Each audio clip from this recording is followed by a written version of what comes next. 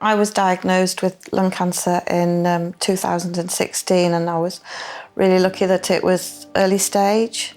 So it was what they call stage 2 lung cancer, and that meant that I was able to have surgery. I had part of my right lung removed and chemotherapy after that. Yeah, I mean, this was a very stressful time, obviously for Claire, but for the whole family. You know, I'm used to, you know, sorting things out and getting things done. And suddenly when you're presented with this situation, it's awful because, you know, it's out of your control. It was definitely nothing I had expected to get at the age of 49, no. Although, obviously, in the investigations, you know, it sort of starts to dawn on you that that might be a possible outcome. But yes, it was a massive shock initially when they found a shadow.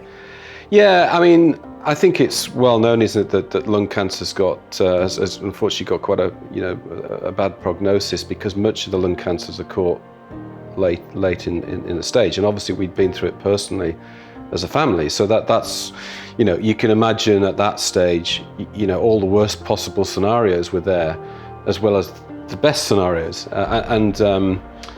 You know, you can't help but your mind dwelling on those bad scenarios, really, at that stage. The operation was great, really, not nearly as bad as I imagined, because it's quite major surgery. But I was out of hospital within 36 hours. In a sense, all the stress that we had with Claire has now turned into massive relief, actually, that she was diagnosed at an earlier stage and she's had fantastic treatment. The treatment has not been anywhere near, when we talk about lung surgery, you know, removing part of your lung sounds pretty awful, doesn't it? I mean, she was out of hospital in 36 hours, it's quite incredible.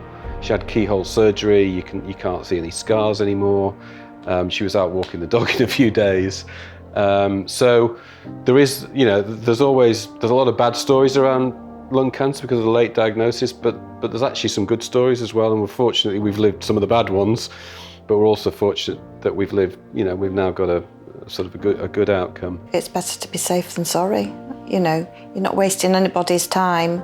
You know, if you want checking out, then I would say to anybody, just go and ask your GP.